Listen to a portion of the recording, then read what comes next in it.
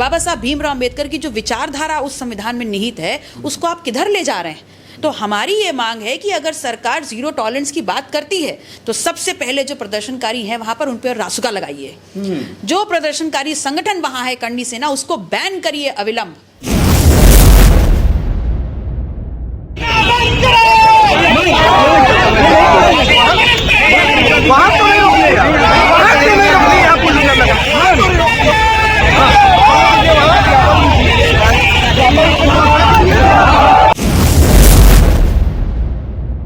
और कैसे ये लोग इतने मनबड़ हो जाते हैं कि जब 1 किलोमीटर पे सूबे के मुखिया वहां पर हैं तब आप इस प्रकार की घटना को अंजाम दे रहे हैं। तो कहीं ना कहीं ये जो संविधान है उसकी धज्जियां उड़ा रहे हैं आप।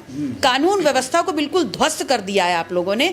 तो आपके खिलाफ कौन नारा बुलंद करेगा? अगर एक सांसद, एक जनप्रतिनिधि सुरक्षित नहीं है तो आम जनता का क्या है? इस बात को लेकर के विरोध आज हमने लखनऊ में किया है।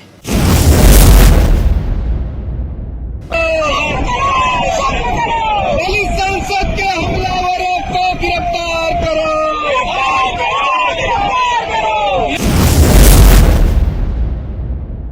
वो पूरे घटनाक्रम को अच्छे से प्लान किया गया था, बाकायदा अनाउंसमेंट की गई थी, बैरिकेटिंग तोड़ करके ऊपर गया, जेसीबी आई थी।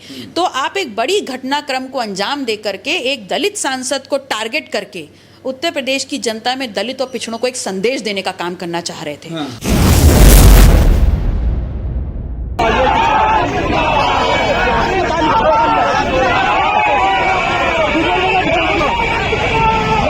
निसंदेह हम विपक्ष में हैं और एक छोटा दल हैं, लेकिन हम इतने कमजोर भी नहीं हैं कि अगर ऐसी कोई बात हो तो हम अपनी आवाज ना उठाएं।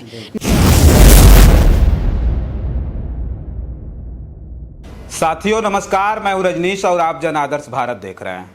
इस वक्त हम उत्तर प्रदेश की राजधानी लखनऊ में हैं और उत्तर प्रदेश की राजधानी लखनऊ में नहीं बल्कि पूरे उत्तर प्रदेश की राजनीति में इस वक्त भूचाल आ गया है।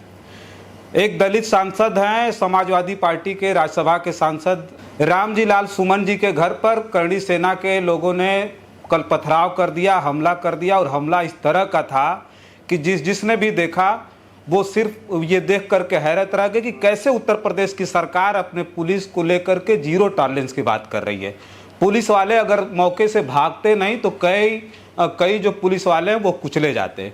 तो ये जो है जो मामला था, जो एक दलित सांसद के घर के ऊपर जिस तरह का हमला हुआ, उससे देख करके पूरा का पूरा जो देश है हतप्रभ है। हमारे साथ समाजवादी पार्टी की विधायक हैं, अपना दल कमेरावादी के नेता हैं, सिराथू से विधायक पल्लवी पटेल जी, बहुत बहुत स्वागत है आपका। जी धन्यवाद। क्या कहेंगी, आज तो आपका प्रोटेस्ट भी था, पूरी तरह से चर्चा में है और हर बार हम लोग ये देखते हैं कि दलितों के ऊपर, पिछड़ों के ऊपर कभी भी कहीं भी अगर हादसा होता है, जुर्म हो रहा है, अगर जाति हो रही है तो सबसे ज़्यादा मुखर रहने वाले आप विधायक हैं।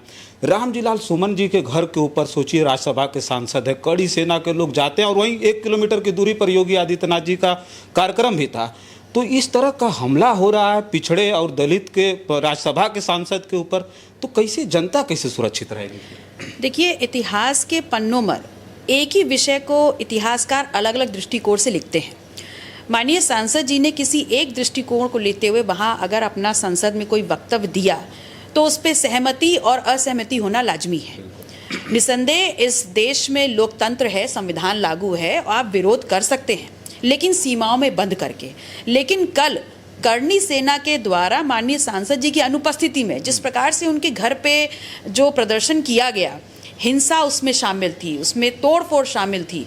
और मात्र सांसद जी के घर पे नहीं बल्कि वहाँ उपस्थित जो पुलिसकर्मी थे उनके साथ भी जिस प्रकार का काम किया गया, तो सबसे पहला सवाल ये उठता है कि किस जीरो टॉलरेंस की सरकार की बात हम कर रहे हैं और कैसे ये लोग इतने मनबड़ हो जाते हैं कि जब 1 किलोमीटर पे सूबे के मुखिया वहाँ पर हैं तब आप इस प्रकार की घटना को अंजाम दे रहे हैं। तो कहीं ना कहीं ये जो संविधान है उसकी धज्जियां उड़ा रहे हैं आप।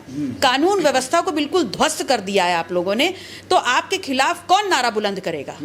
अगर एक सांसद, एक जनप्रतिनिधि सुरक्षित नहीं है तो आम जनता का क्या है? इस बात को लेकर के विरोध आज हमने लखनऊ में किया है। अच्छा, एक चीज़ हम ये जानेंगे कि जो हमला था, जिस तरह का हमला था, उसको देख करके ये नहीं लगता कि जो उनकी मंशा थी केवल विरोध प्रदर्शन की थी, उनकी मंशा केवल डराने की थी। मतलब वो विरोध प्रदर्शन ऐसा था, लगता था कि जैसे वो राज्यसभा सांसद को मारने की मंशा थी उनकी। देखिए, निसंदेह विरोध प्रदर्शन जिस प्रकार से किया गया वो औचक नहीं था जी। वो पूरे घटनाक्रम को अच्छे से प्लान किया गया था, बाकायदा अनाउंसमेंट की गई थी, बैरिकेटिंग तोड़ करके ऊपर गया, जेसीबी आई थी। तो आप एक बड़ी घटनाक्रम को अंजाम दे करके एक दलित सांसद को टारगेट करके उत्तर प्रदेश की जनता में दलित और पिछड़ों को एक संदेश देने का काम करना चाह रहे थे। और इसीलिए आज विरोध प्रदर्शन करके हमने ये बताने का काम किया है कि अगर उत्तर प्रदेश में एक जनप्रतिनिधि सुरक्षित नहीं है, एक दलित सुरक्षित नहीं है, विपक्ष सुरक्षित नहीं है, तो उसकी आवाज़ कौन उठाएगा? हम सब विपक्ष के लोगों को मिलकर के तो उसके लिए खड़ा होना होगा। तो अब तक तो ये आम जनमानस पर इस तरह की जुल्म और जाति जब हो रही थी, अब तो जो जनप्रतिनिधि पर, वो भी जो राज्यसभा के मेंबर हैं, राणा सांगा पर उन्होंने जो टिप्पणी की थी, अभी बातचीत लोग हो रही, लोग प्रतिक्रिया दे रहे हैं कि अगर राणा सांगा को उन्होंने गलत कहा, अभद्र भाषा का प्रयोग किया, तो सभापति को बर्खास्त कर देना चाहिए था सदन से। ये कड़ी सेना कौन होती है विरोध प्रदर्शन करने वाली? देखिए, पहली चीज़ तो किसी माननीय सांसद या विधायक ने क्या बोला उसको सही और गलत का सर्टिफिकेट देने वाले हम कौन होते हैं? और ये पहली बार नहीं है, इससे पहले भी बहुत से लोगों ने बहुत सी बातें की हैं। तो अगर सब गलत थे या सब सही थे तो इसी प्रकार का उग्र प्रदर्शन क्यों नहीं हुआ? अगर आज ये हुआ है तो कहीं ना कहीं आप जो सुरक्षा व्यवस्था है, जो लॉ एंड ऑर्डर है, उसको आपने ध्वस्त कर दिया है। संविधान को मखौल बना दिया आप लोगों ने। बाबा साहब भीमराव अंबेडकर की जो विचारधारा उस संविधान में निहित है उसको आप किधर ले जा रहे हैं? तो हमारी ये मांग है कि अगर सरकार जीरो टॉलरेंस की बात करती है तो सबसे पहले जो प्रदर्शनकारी हैं वहां पर उन पर रासुका लगाइए। जो प्रदर्शनकारी संगठन वहां है करनी सेना, उसको बैन करिए अविलंब, ताकि आप पुनः इस प्रदेश में लॉ एंड ऑर्डर को स्थापित कर पाएं और ये एक नज़ीर साबित हो। तीसरा, जो दलित और पिछड़ा समाज के जनप्रतिनिधि हैं, अन्य पार्टियों के नेता हैं, उनकी सुरक्षा का आप रीमूल्यांकन, रीवैल्यूएशन करिए और फिर उनको सुरक्षा व्यवस्था मुहैया कराइए। क्योंकि अगर इस प्रकार से जनप्रतिनिधि सुरक्षित नहीं है, सांसद, विधायक, अन्य पार्टी के नेता सुरक्षित नहीं हैं, तो जिनका नाम लेकर के और जिनकी सुरक्षा का वादा करके जिनका नेतृत्व वो कर रहे हैं वो कैसे सुरक्षित होंगे? अच्छा, तो एक चीज़ हम ये कह रहे हैं, एक और प्रतिक्रिया लोगों की आ रही, लोग कह रहे हैं कि ये जिस तरह से करणी सेना के लोगों ने प्रदर्शन किया, जिस तरह से मतलब पुलिस के ऊपर हावी है, सरकार के ऊपर हावी है, अगर विपक्षी दल का कोई होता तो अब तक बुलडोजर चल जाते। देखिए, भारतीय जनता पार्टी और उसकी सरकार का जो चाल चरित्र और चेहरा है वो उजागर हो रहा है। ये बात करते हैं सबका साथ, सबका विश्वास, सबका विकास, और आज अगर जब बात होनी चाहिए नौजवानों के रोजगार की, जब बात होनी चाहिए खेत खलियान की और किसानों की आय की, जब बात होनी चाहिए दवाई की, जब बात होनी चाहिए बच्चों की पढ़ाई की, तब इन तमाम सवालों पे 25 करोड़ जनता को जवाब ना देना पड़े, इसलिए इतिहास के पन्नों से रोज नई नई जो है ना एक घटनाक्रम निकाल करके इस प्रकार के सांप्रदायिक चीजों को बढ़ावा दिया जा रहा है, उकेरा जा रहा है, ताकि राजनीति सिर्फ इसी के आसपास घूमती रहे, जनता इसी में कंफ्यूज रहे और जो मूलभूत सवाल हैं, जो परेशानियां हैं, उस पर जवाब ना मिलने पाए सरकार से। एक सवाल और कर ले कि अभी कोई और स्टैंड है आपका जो है आपकी पार्टी का, चूंकि लगातार जो घटनाएं घटित हो रही, ये लगाम कैसे लगेगी? इसके लिए कुछ तैयारी है आगे की? देखिए, जब जब इस प्रदेश में कहीं पर भी कोई घटनाक्रम हुआ है और जब वो आवाज़ सरकार के कान तक नहीं पहुंचती, हमने और हमारी पार्टी ने हमेशा अपनी जिम्मेदारी पे, विपक्ष में रहते हुए जिम्मेदारी का निर्वहन किया है और हर उस जगह पर जा करके वहाँ की जो आवाज़ है, जो मांग है, उसको सरकार तक पहुँचाने का काम किया है। निसंदेह हम विपक्ष में हैं और एक छोटा दल हैं, लेकिन हम इतने कमज़ोर भी नहीं हैं कि अगर ऐसी कोई बात हो तो हम अपनी आवाज़ ना उठाएं। निरंतर करते आए हैं और हमारा संघर्ष दलित, पिछड़ा, सर्व समाज, मुसलमान के लिए हम ये लगातार अपनी आवाज उठाते रहेंगे और संघर्ष सड़क से लेकर सदन तक करते रहेंगे। आगरा जा रही हैं? प्रयास करूंगी जल्द पहुंचूं।